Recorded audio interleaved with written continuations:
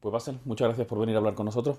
Gracias. Lo primero que te pediría, por favor, es si puedes hacernos una breve introducción de quién eres y a qué te dedicas. Pues yo soy Basel Ramsís, soy egipcio, aunque oficialmente soy español también. Vivo en Madrid desde hace 13 años. Eh, Estudié dirección de empresas en Egipto y luego estudié cine y he sido en la época de la universidad vinculado con la política.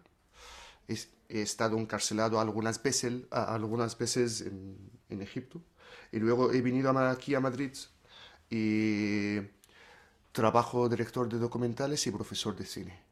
Y últimamente, principalmente este año, durante el último año, escribo artículos semanales para la prensa egipcia, además de mi trabajo en el ámbito del cine. Muy bien. La primera pregunta es un tanto fuerte o quizá compleja, no lo sé, pero es la pregunta que le estamos haciendo a todo el mundo que pasa por aquí como para empezar, ¿no? Hmm. El 15M, ¿a ti qué te parece que es? El 15M, en mi opinión, es el comienzo, porque esto se puede transformar en otras cosas, pero el comienzo de un movimiento de protesta por la situación económica y política. Esto principalmente, es decir, ahora ese movimiento se llama el 15M, pero en el futuro a lo mejor se llama otra cosa completamente distinta. Y las cosas que unen en el 15M o une este movimiento de protesta es el rechazo a la situación actual, eh, tanto en el ámbito económico y social y también en los principios políticos del Estado actual español. Creo que el 15M se puede resumir en esta forma. Es el comienzo de un movimiento de protesta. Muy bien. Antes del 15M, antes de mayo del año pasado, hemos Hmm. visto otro tipo de nuevas situaciones y revueltas en los países árabes, ¿no? ¿Nos podrías explicar un poco qué es lo que ha pasado allí? El que ha pasado allí, en el mundo árabe. Sí, por favor. Vale. En el mundo árabe, pues había regímenes establecidos a partir de la Segunda Guerra Mundial, y son regímenes, están todos prácticamente en vínculo con los intereses norteamericanos y europeos. Son regímenes en su mayoría, no todos, son militares que han venido a través de golpes de Estado, ah, a pesar de que, por ejemplo, en el caso de Egipto, vinieron a través de un golpe de Estado en el año 52, pero convirtieron este golpe de Estado en una revolución. Han hecho cambio, lo que podemos decir, cambio radical a nivel social, a nivel económico, a nivel político en Egipto. Pero en realidad son regímenes que han sido establecidos a partir de los años 50 y 60 y por su naturaleza y por su vinculación muy estrecha con los intereses norteamericanos y europeos, han sido tirando más hacia el lado tirano y hacer regímenes al estilo de las repúblicas de América Latina en los años 30, 40, 50. Eh, en mi opinión, con el comienzo del 2000, había una realidad nueva en el sentido, empieza a surgir en en algunos puntos, algunos lugares, cosas nuevas. Por ejemplo, en la segunda intifada palestina, justo en el 2000. En este mismo 2000, el ejército israelí, después de casi 3 décadas ocupando el sur del Líbano, se retiró en una noche. Y se retiró en una noche bajo la resistencia libanesa, es decir, no por... Estaba obligado a retirarse bajo los fuertes golpes que ha dado a la ocupación la, la resistencia libanesa.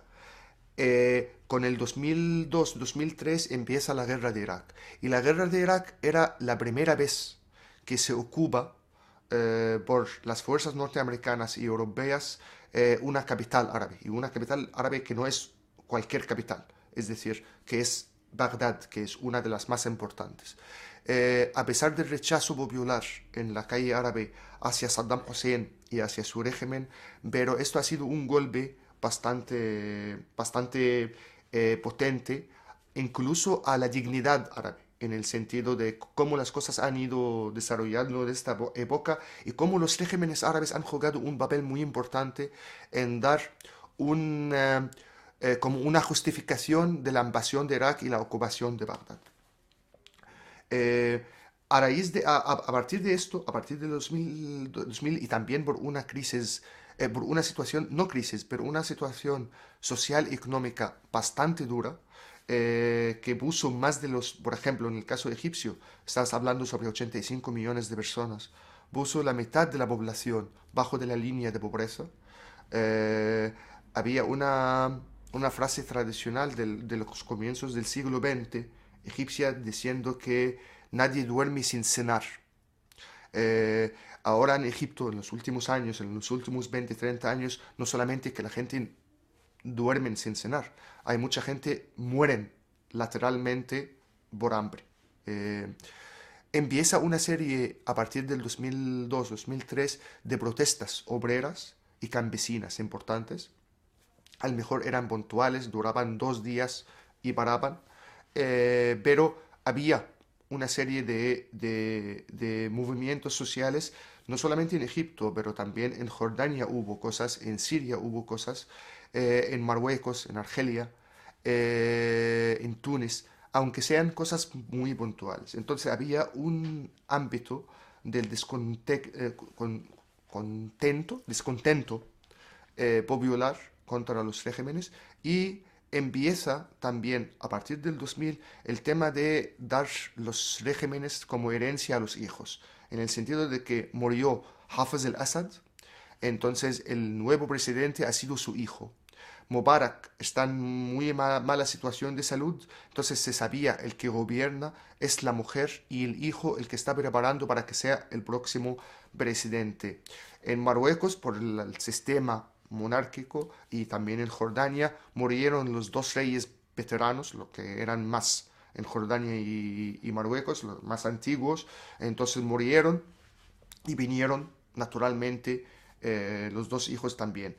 Empieza en Libia a hablar sobre lo mismo, es decir, que el hijo del Qaddafi, Saif al-Islam, va a ser el próximo presidente y prácticamente él gobernaba el país. En Túnez, la familia de la mujer de Ben Ali, es decir, empieza una sensación de que estamos volviendo prácticamente un siglo hacia atrás.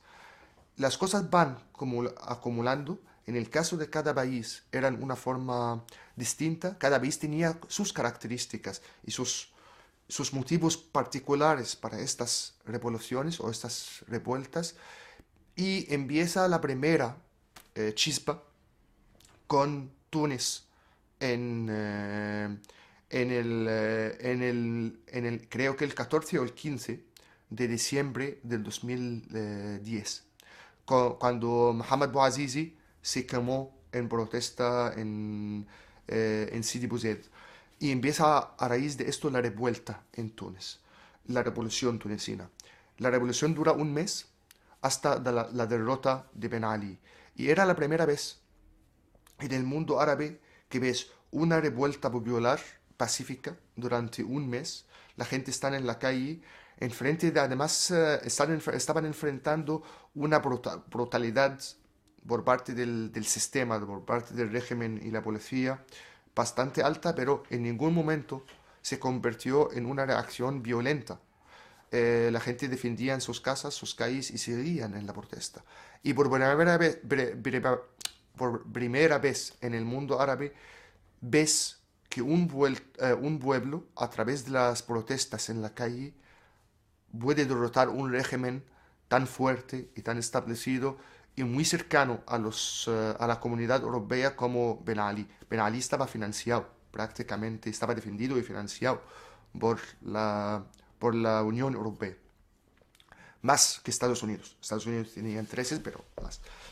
Esta chispa pasa a Egipto por motivos particulares de Egipto. Si quieres, podemos detallarla después. Yo no quiero estar así hablando muchísimo, pero pasa a Egipto Pasa a Libia, pasa a Siria, Jordania, pero Jordania va muy rápido, pasa a Marruecos a través del movimiento 20 de febrero, algunas cosas en Argelia, Argelia tiene su situación particular, pasa a Bahrein y esta revuelta sea arrasada con los tanques de Arabia Saudí que entraron a Bahrein, entraron a otro país para acabar con la revuelta y destruir completamente la plaza principal donde la gente estaba protestando.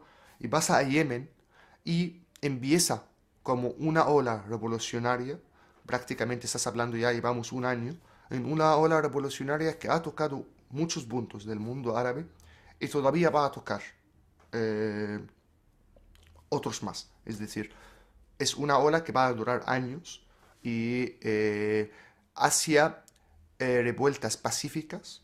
Algunos casos no van a ser pacíficas, como por ejemplo lo que hemos visto en Libia. Es muy probable que vemos enfrentamientos armados pronto en Siria porque ya llevan un año, el ejército está machacando, está bombardeando a la gente y la gente ya no han tenido ningún tipo de respuesta violenta, pero la violencia va a existir, creo, en el caso de Siria. No lo espero, pero creo que va a ocurrir y va a surgir en otras zonas. Esta primavera árabe, estas revueltas, revoluciones, protestas, son una de las influencias del 15M. Aquí evidentemente tenemos otro tipo de reivindicaciones, ¿no? Aquí no nos cuesta la vida, son distintos problemas, pero ese tomar la calle, tomar la plaza, ese hacerse visible, ese resistir, está directamente copiado, ¿no? Yo siempre pienso que en la Puerta del Sol nosotros pusimos unos toldos, de cierta forma, que los pusimos porque era mayo y hacía calor, pero también los pusimos porque eran iguales que los de la Plaza Tahrir, quizá, ¿no? ¿A ti qué te parece la conexión que tienen Mm. este tipo de...? Eh, bueno, yo en eso antes de entrar en este punto en concreto, quiero hablar un poco sobre el término primavera árabe. A mí no me gusta este término y me parece que tiene muchos problemas. Tengo muchas discrepancias con la primavera árabe. Y principalmente que este término lo, lo han formado los intelectuales, algunos periodistas y intelectuales europeos sin un conocimiento suficiente con lo que está ocurriendo en el mundo árabe. Pero le gustó el término. Y le gustó el término porque presenta también un interés. ¿Qué es primavera árabe? El término primavera te viene a la cabeza directamente a la primavera de Praga y a la revolución de mayo del 68 en París. En realidad, las dos no han hecho ningún tipo de efecto. Eran unas protestas durante pocas semanas, acaban y el régimen mismo sigue en su contenido principal. El que está ocurriendo en el mundo árabe no tiene nada que ver con esto. Son revoluciones políticas con todo lo que lleva el término revolución, aunque fracasan después, pero son revoluciones y no son protestas puntuales como lo ocurrió en París del 68 o en Praga. Eh, y también el término primavera. ¿Por qué primavera? Túnez empezó en diciembre, es decir, incluso no estamos en primavera. Egipto empezó el 25 de enero, tampoco. Y ahora mismo estamos ya un año después y siguen las revueltas y siguen las revoluciones. Entonces ya, a pesar de que estamos en el invierno siguiente, pero no es... Entonces el término primavera no me gusta. No sé quién lo ha creado, pero muy rápido como que extendió, igual como que los europeos querían ver algo que responde a ellos en el caso egipcio. Entonces empezaron a decir la revolución del Facebook o la revolución de los jóvenes. Y entonces en esos dos términos mismos no son correctos. Ni es revolución de jóvenes, ni es la revolución del Facebook. Para que... y la revolución pacífica. Bueno, pacífica sí, es pacífica.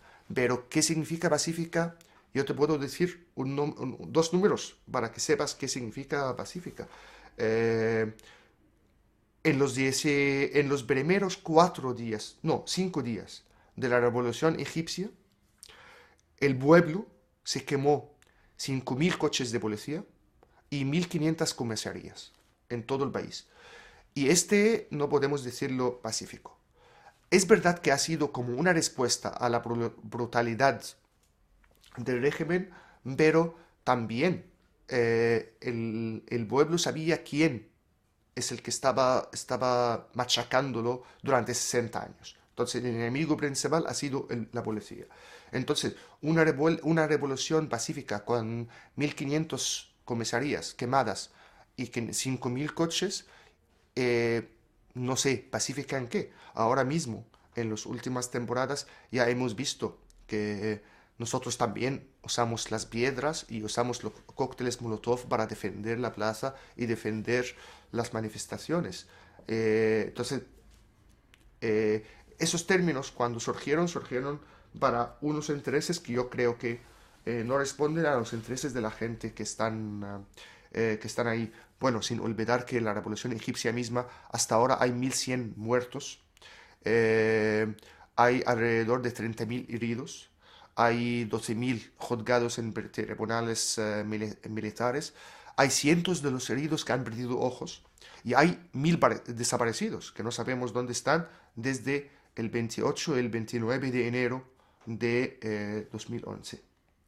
Entonces, estos términos yo creo que tenemos que tener cuidado. Si el 15M es una copia, no es una copia, pero sí las revueltas, las revoluciones en el mundo árabe pueden ser, especialmente el ejemplo egipcio tenía mucho glamour, porque no sé si tú conoces el Cairo o no, pero estamos hablando sobre una plaza enorme, con calles enormes. Eh, hay alrededor, no sé, ahora no, no voy a saber contarlo ahora, pero hay alrededor de 9 o algo así entradas y salidas de esta plaza, que es una plaza bastante grande. Eh, y estas entradas y salidas son también muy amplios. En realidad, la ocupación del pueblo no ha sido solamente la plaza, ha sido de todo el centro de la capital. Entonces, la revolución egipcia, por la que la gente han ocupado la plaza y han insistido en esta plaza y en otras plazas, en otras ciudades, ha dado como un, como, como, como como una inspiración puede ser al 15M de Madrid. Yo recuerdo el primer día de la ocupación de Sol, una de las primeras cosas que se puso una bandera egipcia en el medio. Y había vulgarmente esta división de que la parte palestina, la parte egipcia, la parte tunecina, es decir, sí, había una inspiración, pero no creo que es una copia. Eh, el efecto de Grecia puede ser mucho más importante para Madrid, más que el efecto egipcio o tunecino, aunque estos ejemplos han dado mucha inspiración. Pero sí, yo he vivido la revolución egipcia. Estuve acampado en la plaza, estuve presente en la plaza y he participado por lo menos en es decir, a partir del 31 de enero hasta la caída de Mubarak. Y estuve en Sol. Para mí estaba muy claro que la gente, los jóvenes, en el caso de Sol, los bremeros que han ocupado, los bremeros han hecho la acampada de Sol, se nota que son gente, estaban muy atentos a lo que ocurría en Egipto y sabían cómo manejar, pero no solamente en el tema de los nombres de las partes o la bandera, pero también en los toldos, lo que tú mencionaste, el que estoy de acuerdo contigo, pero incluso en la organización de la vida diaria dentro de la plaza. Cómo se gestiona la limpieza, la comida, los lugares de dormir, los lugares de debate, las asambleas. Esto tiene algo que ver. Se nota que lo que organizan esto estaban muy atentos a lo que ocurría en el caso egipcio. Yo iría un poquito más allá, incluso quizá el fin de la acampada, ¿no? Porque una cosa que se habló en Sol era si lo que hacíamos era, copiando a los egipcios, es acamparnos aquí y hacernos fuertes hasta que haya una asamblea constituyente y se cambie la constitución, ¿no? Que quizá era un poco también el fin de la acampada egipcia, ¿no? Que era, nos hacemos fuertes de aquí no nos vamos hasta que cambie el régimen. Y eso en Pero, concreto también se habló en Sol. Después, por lo que sí, sea, quizá no cuajó. sí, pero no, también es menos realista.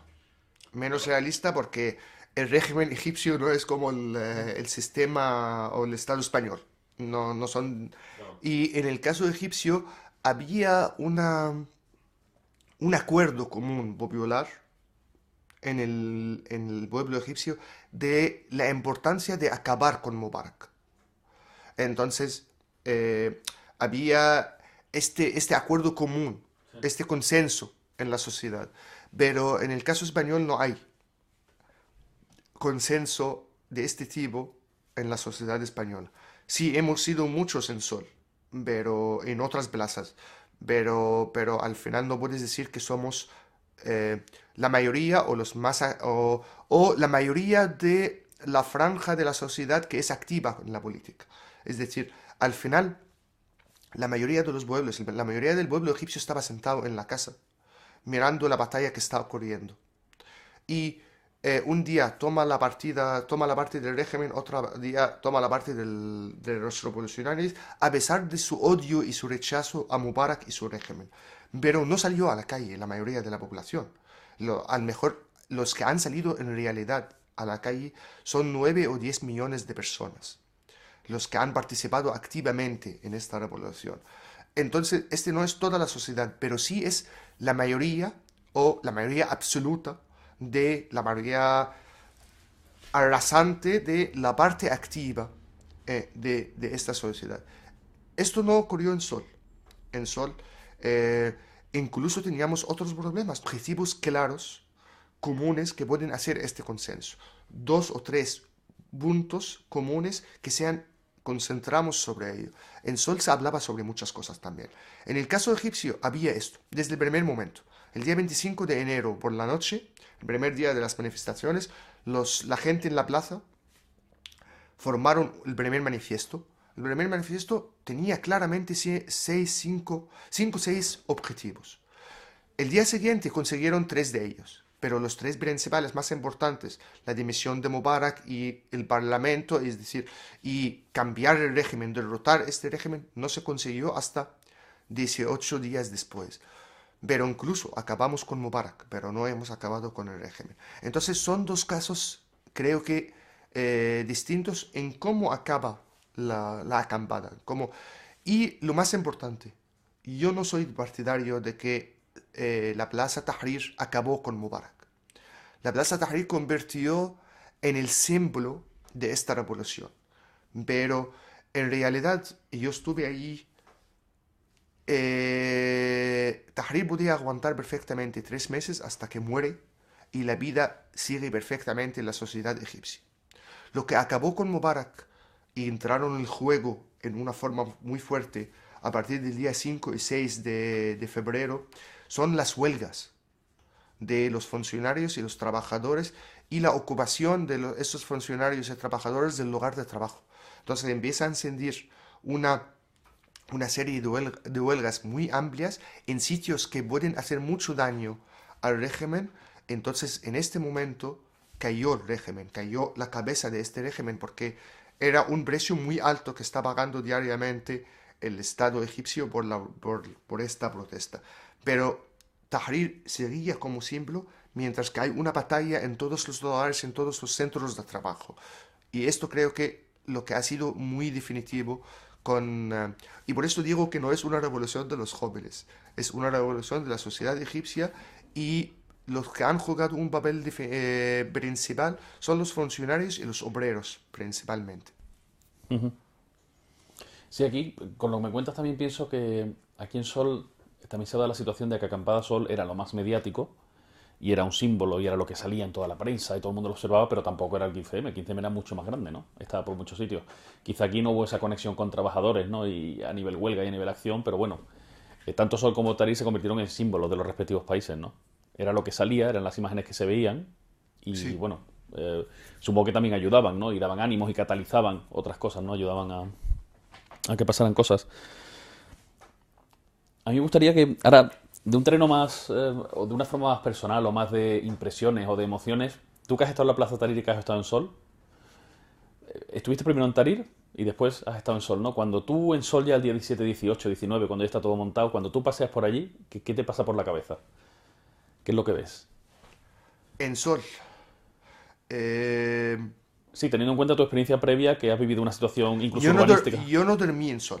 Sí. No, Sí, yo tampoco, que vivimos no, cerca los dos. sí, no dormí en Sol, pero yo estuve Ujú. durante siempre por las mañanas, luego tenía trabajos por la tarde y acabar el trabajo volvía por la noche hasta las 2 3 de la mañana. No dormía, pero yo venía de una cosa muy potente también. Entonces el impacto del Sol para mí era, era al mejor menos de otras personas, porque yo venía de una cosa mucho más grande de que es el caso egipcio. Pero, pero en Sol para mí era muy importante porque yo te puedo contar una cosa personal, que tengo una amiga catalana, que ella también es documentalista, y estaba en Egipto antes. Estaba en Egipto, estaba en algunos sitios de esta zona, hizo luego una película en Qatar y cuando yo volví de Egipto, comienzo de marzo, antes de cualquier convocatoria sobre el 15M, ella vino a Madrid 2 días y me llamó para que nos vemos y me empezó a preguntar, quería que la cuento cosas sobre Egipto, lo que he vivido ahí y eh, empecé a contarla durante 2 horas y luego ella me dijo, claro, esto es imposible que ocurra aquí. La gente aquí son muy, no son muy activos, están sentados en casa, solo quejan, pero no hacen nada. Y mi respuesta a ella ha sido, ten cuidado con lo que estás diciendo, porque esto mismo, lo que estás diciendo, yo lo estuve diciendo en Egipto antes y muchos en Egipto lo estuvieron diciendo. Y de repente había una cosa que nadie esperaba en Egipto. En Madrid también nadie esperaba toda esta fuerza. Se desaloja la plaza, la gente vuelve, la policía encierra la plaza. Es decir, había una dinámica de insistir a ir adelante, eh, que a mí me sentía bien. Es decir, especialmente el día de la reflexión. Es decir, justo los 2 días anteriores a las elecciones y el día de la elección. En ese momento había un ámbito de victoria, un olor de victoria dentro de Sol, que hemos podido estar y hemos venido a romper con estas reglas que ponen los dos partidos grandes, en que decir quién puede estar y quién no puede estar, quién habla de política y quién no habla de política. Entonces, había una cosa diferente. Pero en todos casos, el que ocurrió en Egipto es una revolución y está en marcha. En España no. En España el que está empezando, y todavía el 15M creo que está en su comienzo, no como otras personas dicen que el 15M ha muerto después de no sé qué, yo creo que al contrario, pasó la primera fase, estamos en la segunda, la fase de las asambleas, estamos formando este movimiento de protesta. Y entre un movimiento de protesta y una revolución hay muchas diferencias en alguna forma. Ahora también me gustaría que de forma personal me contaras siempre pregunto desde el 15M, en tu caso desde enero del año pasado, y en relación con estos movimientos, tanto allí como aquí, que a ver si nos puedes contar lo mejor que te ha pasado y lo peor que te ha pasado en este tiempo. Este año, que es casi un año ya. El peor. No, pero no, a título personal. Claro, sí, O no, los, no, es una cuestión personal, ya no es análisis, ya no es la situación, no, no, es Basel, qué es lo peor que has vivido y qué es lo mejor que has vivido en este último año. eh, a lo mejor, no sé, pero lo peor en este año es que no he trabajado. Es decir, bueno, he trabajado pero poco. Puedo decir que he abandonado de alguna forma durante todo este año, prácticamente desde la Revolución Tunecina, es decir, desde diciembre. He hecho algunos trabajos, he dado cursos, fui a Cuba a trabajar con la escuela, es decir, pero puedes decir que he abandonado el trabajo alimenticio en alguna forma. Y eso es un problema porque estamos en una crisis y esto es muy... hay que cuidar estas cosas. Pero lo mejor es que eh, yo he sido muy vinculado con la política, muy activo entre el 89 y 90 al 95, a final del 95, comienzo del 96, y dejé la política. Dejé la militancia política directa. Entré en cine y ya mi vida transformó en otras cosas. Siempre he sido vinculado. Cuando hay una manifestación en Madrid, salgo. Cuando hay algo que puedo hacer, lo hago. Cuando hay algo que se puede escribir aquí o en Egipto o en otros sitios, sí. También, también lo que pasa es que yo hago documental político y social. Entonces esa es otra forma de compromiso también. Pero, pero lo que ocurrió este año a partir de la Revolución Egipcia es una de las cosas, la otra cara del que te he contado sobre el abandono del trabajo profesional alimenticio, esto. La otra cosa es que también que salga mi energía para poder estar otra vez tan vinculado con, con la militancia política, aunque sea a través de escribir.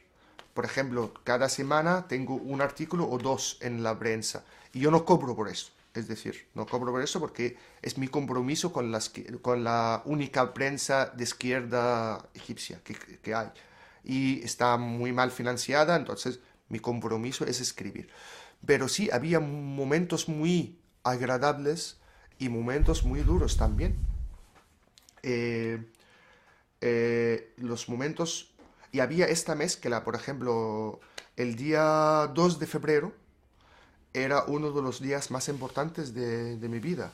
Es un día que empezó los ataques en la plaza por la mañana y duraron prácticamente 24 horas o 30 horas. Y yo estuve todo ese tiempo en la plaza sin salir. Estuvimos 10.000 personas más o menos en la plaza. Esa es la famosa batalla de camellos y caballos y cócteles Molotov y todo tipo de... y balas. Y esta noche, en la noche del 2 al 3 por la noche yo pasé seguramente por momentos muy duros.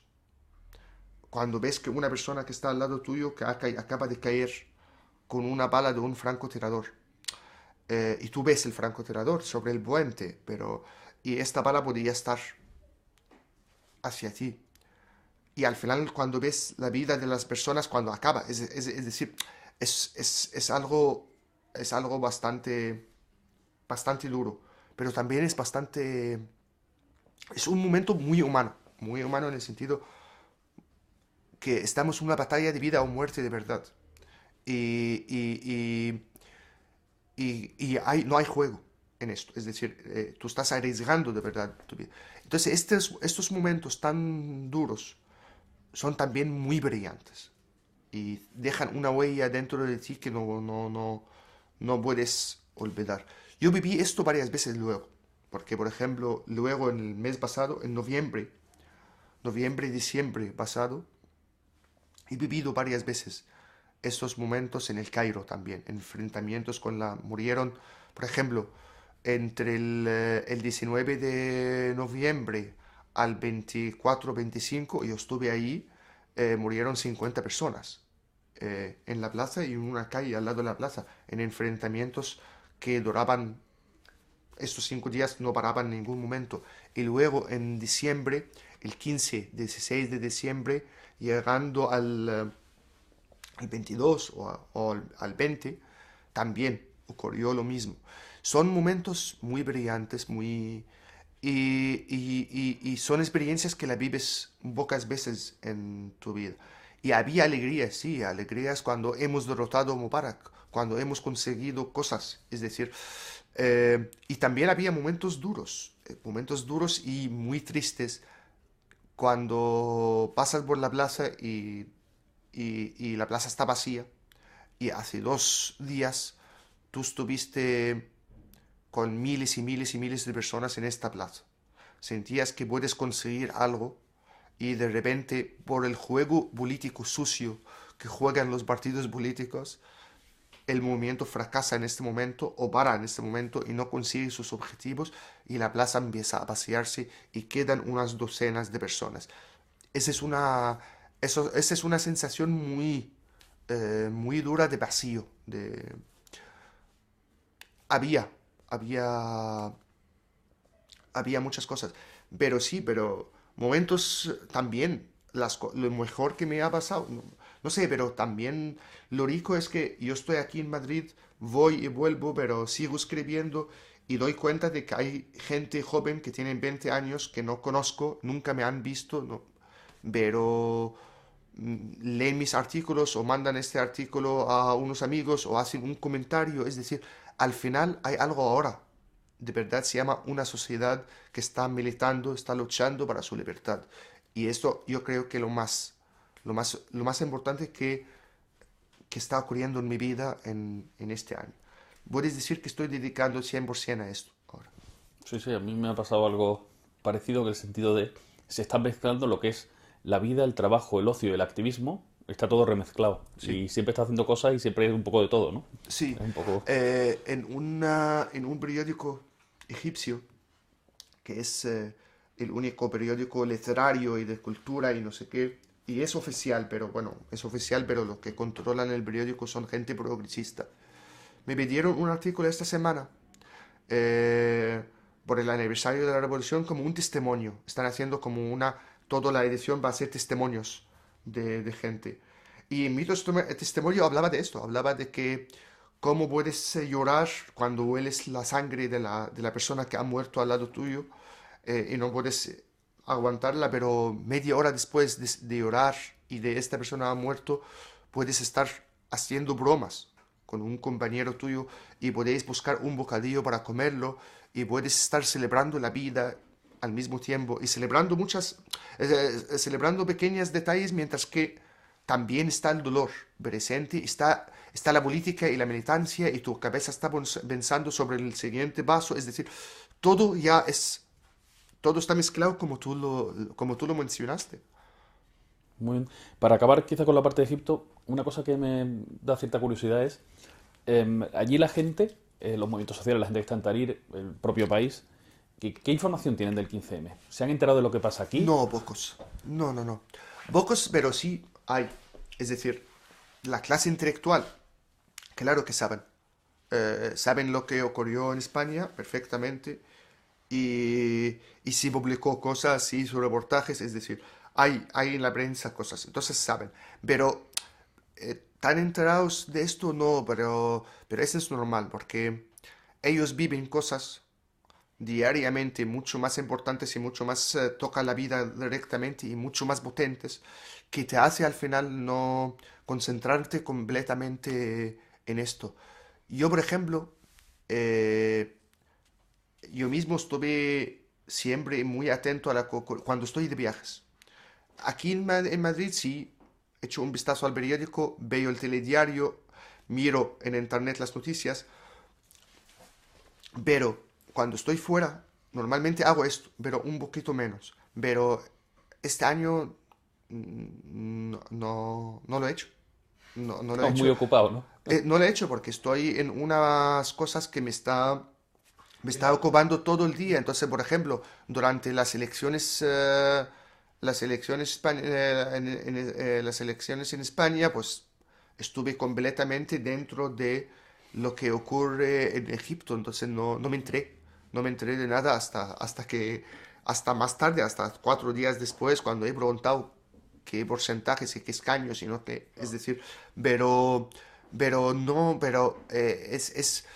al final estás viviendo. Mi madre estaba quejando una vez, hace un mes, estuve sentado con ella y estaba quejando que tantas cosas está pasando todo el rato. Entonces he dicho, mucho mejor antes, hace un año estuvimos quejando que esta sociedad no pasa en ella absolutamente nada. Ahora, cada minuto hay una acción, hay una noticia, hay una novedad, hay algo nuevo. Es decir, ahora estamos viviendo esto y están viviendo un momento muy especial hasta que la gente no pueden estar concentrados en otra cosa. Uno de mis sobrinos, para que entiendas un poco esto por dónde va, uno de mis sobrinos que tiene 20 años y durante la Revolución Egipcia él estaba en Francia, estaba estudiando en Francia. Es decir, no ha vivido la revolución, pero estaba siempre al contacto con sus amigos y me contaba algo que yo, puede significar esto. son chicos de 20 años, adolescentes, de clase, de las franjas más altas de la clase media, hablan francés, inglés, y me dice que ahora mis amigos discuten entre ellos y rompen incluso la relación, la amistad entre ellos por política, no por chicas, como era antes. Hace un año era por chicas, es decir, tú has hablado con fulanita y tú sabías que a mí me gusta esta chica. Ahora rompen y discuten y pelean por política, porque tú has dicho tal sobre tal manifestación o tu posición o por qué no viniste a la concentración. Es decir, este es el ámbito, el que existe ahora en Egipto. Muy bien. Vamos a venirnos aquí, si quieres, y vamos a hablar un poco de asambleas, ¿no? Nosotros nos hemos visto en la asamblea de nuestro barrio, pertenecemos a la misma, de los Austrias. A mí me gustaría que me contaras cómo llegaste tú a la asamblea, qué te pareció cuando nos fuimos a los barrios, ¿no? Saliendo de Sol. ¿Cómo fueron esos inicios? ¿Qué te pareció todo eso, de repente ver esta gente ahí en la Plaza de los Carros, hablando entre ellos? ¿Cómo ha sido tu experiencia en la asamblea de barrio? En realidad eh, yo tengo un poco de vergüenza porque durante los últimos meses prácticamente no estoy presente en la asamblea. Porque incluso antes de Egipto estuve, es decir, antes de los últimos viajes de Egipto, estuve en Cuba durante una temporada. Entonces, prácticamente desde el verano, desde agosto, estoy un poco, desde agosto, septiembre, estoy un poco desvinculado con la asamblea. Pero voy y paso cuando puedo. Eh, yo no esperaba que haya una asamblea en nuestro barrio, en la Latina, porque, bueno, en Austria. No esperaba porque este barrio, como yo veía, a pesar de que es el barrio que más me gusta en Madrid, y he vivido 5 años antes de ello, ahora dos, mm, es un barrio como que de bares para el fin de semana, y es decir, eh, la primera asamblea yo no estuve. Eh, pero luego me enteré que ha sido una asamblea bastante grande y bastante interesante. Entonces empecé a ir directamente la siguiente. La primera no fui porque no estuve en Madrid, pero bueno. Pero tampoco, a lo mejor no iba a ir. Es decir, porque no esperaba tanto. Y luego fui, y creo que es una asamblea, y yo no conozco las otras asambleas, pero imagino que en la nuestra existe lo que hay en las otras. Momentos donde la asamblea hay 300 personas y momentos donde hay 4. Y también una variedad en la nuestra bastante interesante del tipo de gente. Del tipo de gente, el tipo de interés, el tipo de la edad, las diferencias de edades, las diferencias de qué tipo de trabajo hacen esta gente, lo que preocupa a esta gente y de las orientaciones políticas también. Hay bastante interesante. Eh, lo peligroso ahora en la asamblea nuestra es que ya como hay un núcleo duro, es el más activo y es el más potente y sólido de esta asamblea. Esto está muy bien, pero eh, creo que tenemos que tener cuidado siempre en que este núcleo tiene que estar siempre abierto a los que están fuera, al que pueden pasar una vez cada 6 meses. Es decir, entonces yo creo que esto hay que trabajarlo. Pero sí, que a mí me sorprendió al comienzo, pero sí, ha ido desarrollando y ha ido teniendo sentido en el caso de nuestra asamblea. También a mí me ha gustado, bueno, es la intención de esas asambleas, pero he disfrutado mucho viendo cómo cada asamblea, digamos, aparte de que todos seguimos con un trabajo común y queremos una democracia real y una serie de cosas, has adaptado los problemas de tu barrio o las cuestiones particulares, ¿no? Nosotros en nuestro caso estamos con nuestra piscina, que nos la han tirado, el mercado, con una serie de cosas, ¿no? Eh, ¿Qué te parece esa discusión de estos temas más mundanos, ¿no? ¿Deberíamos de hacer estas cosas o no? ¿Deberíamos centrarnos en lo verdaderamente importante que es lo otro? ¿O cómo? Yo tengo un pequeño conflicto ahí, la verdad que no lo sé. ¿Sabes lo que te digo? No sé si deberíamos perder tiempo y energía en discutir de nuestro mercado y deberíamos de seguir pues con estas líneas básicas de una democracia real, este tipo de cosas, o está bien que, digamos, cada barrio se dedique a a sus cuestiones locales, ¿no? Eh, locales en la latina, eh, seguramente son completamente, no seguramente, seguro que son completamente distintas a otro barrio obrero. Es decir, eh, entonces, no puedes estar en un barrio obrero hablando solamente sobre democracia real y el cambio de la constitución y tienes que estar trabajando con la gente en la calle en las cuestiones que afecta a la gente en la calle. Y esta es una entrada también. Yo creo que tenemos que sí, que dedicar a las cosas concretas, pero no sea las cosas concretas de cada barrio, pero no sea esto el objetivo final. Al final estamos formando como una base de este movimiento de protesta. Pero este movimiento de protesta para que tenga éxito tiene que estar presente en la calle en todas las batallas posibles. Es decir, si hay una batalla porque el mercado lo van a quitar o no lo van a quitar, tienes que estar presente porque es una cosa que toca a la gente que vive aquí. Y si la batalla es para cambiar la constitución y que sea más democrática o hacer no, es decir, en este caso tienes que estar también dentro de esta batalla. Tienes que invitar a huelga general por motivos políticos y sociales, igual como invitas a una concentración en frente del mercado, porque para impedir que cierran un puesto dentro de esto. Entonces, al final yo creo que no podemos concentrarnos solamente en las detalles pequeñas de nuestro barrio. Tenemos que estar mirando y abriendo la visión hacia las cosas más, a nivel estatal, el que toca realmente el sistema, pero también tratar las cosas pequeñas en esta forma, el que conduce a, eh, a lo común. Me extraña que hasta ahora no hemos hecho trabajo serio y potente y rápido contra Ana Botella. Es decir, contra este tipo de que Gallardón vaya a ser ministro, entonces pone a Ana Botella en su sitio. Y esto creo que es un tema que se podría trabajar bien en este caso. Y es política y nos toca como madrileños. Vamos a ir terminando, si te parece. Vamos a quedarnos en España, el 15M, en la situación aquí. ¿Tú qué futuro le ves a todo este movimiento? ¿Qué crees que va a pasar con nosotros? No sé. No sé qué va a pasar con nosotros. Eh, lo que pasa es que no hay garantía de nada. Mm, ni garantía del éxito o el fracaso de la revolución egipcia, ni garantía del fracaso y el éxito del movimiento 15M. El 15M va a desaparecer, seguro. Va a desaparecer porque hay gente que van a salir y van a formar colectivos y van a formar eh, partidos. Pero va a haber otro 15M en otra forma en un otro nombre distinto como desarrollo de este movimiento de protesta. Yo no voy a protegerme detrás de quiero que sigamos con el nombre de 15M.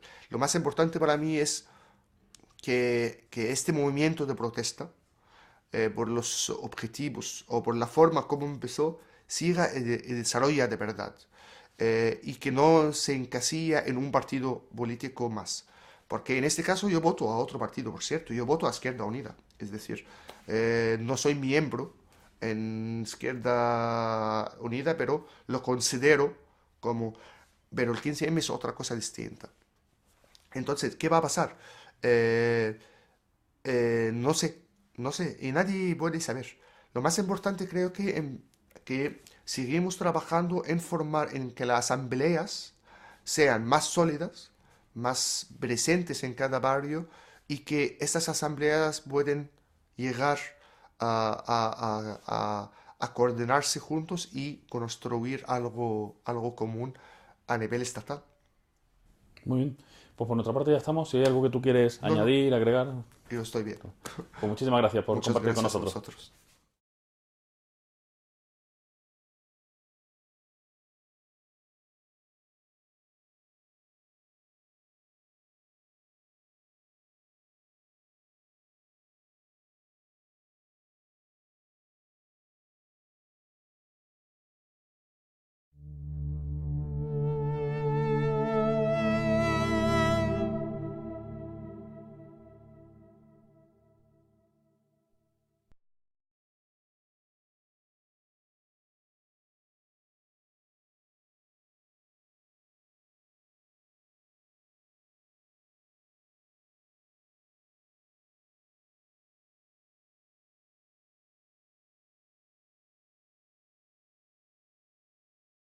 Pues Basel, muchas gracias por venir a hablar con nosotros.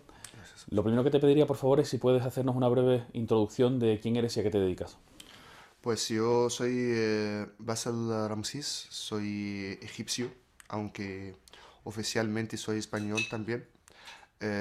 Vivo en Madrid desde hace 13 años. Eh, Estudié dirección de empresas en Egipto y luego estudié cine y he sido en la época de la universidad vinculado con la política.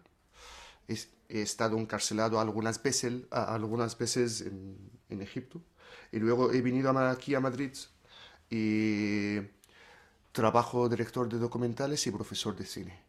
Y últimamente, principalmente este año, durante el último año, escribo artículos semanales para la prensa egipcia, además de mi trabajo en el ámbito del cine. Muy bien. La primera pregunta es un tanto fuerte o quizá compleja, no lo sé, pero es la pregunta que le estamos haciendo a todo el mundo que pasa por aquí como para empezar, ¿no? El 15M, ¿a ti qué te parece que es? El 15M, en mi opinión, es el comienzo, porque esto se puede transformar en otras cosas, pero el comienzo de un movimiento de protesta por la situación económica y política. Esto principalmente, es decir, ese movimiento se llama el 15M, pero en el futuro a lo mejor se llama otra cosa completamente distinta. Y las cosas que unen en el 15M o une este movimiento de protesta es el rechazo a la situación actual, eh, tanto en el ámbito económico y social y también en los principios políticos del Estado actual español. Creo que el 15M se puede resumir en esta forma. Es el comienzo de un movimiento de protesta. Muy bien. Antes del 15M, antes de mayo del año pasado, hemos visto otro tipo de nuevas situaciones y revueltas en los países árabes, ¿no? ¿Nos podrías explicar un poco qué es lo que ha pasado allí? El que ha pasado allí, en el mundo árabe. Sí, por favor. Vale. En el mundo árabe, pues había regímenes establecidos a partir de la Segunda Guerra Mundial y son regímenes, están todos prácticamente en vínculo con los intereses norteamericanos y europeos. Son regímenes en su mayoría, no todos, son militares que han venido a través de golpes de Estado. ah, a pesar de que, por ejemplo, en el caso de Egipto, vinieron a través de un golpe de Estado en el año 52, pero convirtieron este golpe de Estado en una revolución. Han hecho cambio, lo que podemos decir, cambio radical a nivel social, a nivel económico, a nivel político en Egipto. Pero en realidad a la dignidad árabe, en el sentido de cómo las cosas han ido desarrollando de esta época y cómo los regímenes árabes han jugado un papel muy importante en dar un, como una justificación de la invasión de Irak y la ocupación de Bagdad. Eh, a partir de esto, a partir de 2000 y también por una crisis, por una situación, no crisis, pero una situación social y económica bastante dura, que puso por ejemplo, en el caso egipcio, estás hablando sobre 85 millones de personas, puso la mitad de la población bajo de la línea de pobreza. Eh, Había una frase tradicional de los comienzos del siglo XX egipcia diciendo que nadie duerme sin cenar. Ahora en Egipto, en los últimos años, en los últimos 20, 30 años, no solamente que la gente duerme sin cenar, hay mucha gente mueren lateralmente por hambre. Eh, Empieza una serie a partir del 2002-2003 de protestas obreras y campesinas importantes. A lo mejor eran puntuales, duraban 2 días y paraban, pero había una serie de movimientos sociales, no solamente en Egipto, pero también en Jordania hubo cosas, en Siria hubo cosas, en Marruecos, en Argelia, en Túnez, aunque sean cosas muy puntuales. Entonces había un ámbito del descontento popular contra los regímenes y empieza también a partir del 2000 el tema de dar los regímenes como herencia a los hijos, en el sentido de que murió Hafez al-Assad, entonces el nuevo presidente ha sido su hijo. Mubarak está en muy mala situación de salud, entonces se sabía el que gobierna es la mujer y el hijo el que está preparando para que sea el próximo presidente. En Marruecos, por el sistema monárquico y también en Jordania, murieron los dos reyes veteranos, lo que eran más en Jordania y Marruecos, los más antiguos, entonces murieron y vinieron naturalmente los dos hijos también. Empieza en Libia a hablar sobre lo mismo, es decir, que el hijo del Qaddafi, Saif al-Islam, va a ser el próximo presidente y prácticamente él gobernaba el país. En Túnez, la familia de la mujer de Ben Ali, es decir, empieza una sensación de que estamos volviendo prácticamente un siglo hacia atrás. Las cosas van acumulando. En el caso de cada país eran una forma distinta. Cada país tenía sus características y sus motivos particulares para estas revoluciones o estas revueltas. Y empieza la primera chispa con Túnez en, creo que el 14 o el 15 de diciembre del 2010, cuando Mohamed Bouazizi se quemó en protesta en Sidi Bouzid. Y empieza a raíz de esto la revuelta en Túnez, la revolución tunecina. La revolución dura un mes hasta la derrota de Ben Ali. Y era la primera vez en el mundo árabe que ves una revuelta popular pacífica durante un mes. La gente está en la calle, además estaban enfrentando una brutalidad por parte del sistema. Son regímenes que han sido establecidos a partir de los años 50 y 60 y por su naturaleza y por su vinculación muy estrecha con los intereses norteamericanos y europeos, han sido tirando más hacia el lado tirano y hacer regímenes al estilo de las repúblicas de América Latina en los años 30, 40, 50.